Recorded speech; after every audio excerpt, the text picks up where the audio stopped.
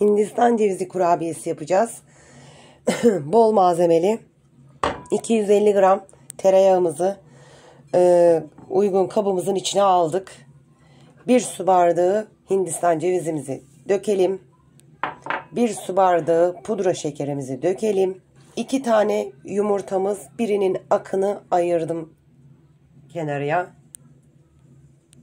2 paket vanilya tozu şekeri, 1 kabartma tozu ve elimizle yoğuralım.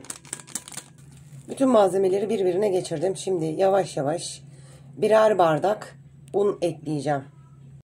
Hamurumuzu yoğurduk ve ceviz büyüklüğünde, biraz daha da büyük olabilir, bu şekilde parçalar alıp tepsimize ilk önce yumurta akı, sonra Hindistan cevizi, sonra tepsi. Hindistan cevizi kurabiyemiz fırına pişmeye hazır. 180 derece fırında kontrollü bir şekilde pişirelim. Hindistan cevizli kurabiyemiz hazır. Deneyecek olanlara şimdiden afiyet olsun. Kanalımıza abone değilseniz abone olmanızı, yorum yazmanızı ve like atmanızı bekliyorum. Desteklerinizi bekliyorum. Şimdiye kadar izlediğiniz için ayrıca çok teşekkür ederim. Bir dahaki videoda görüşmek üzere. Bye bye.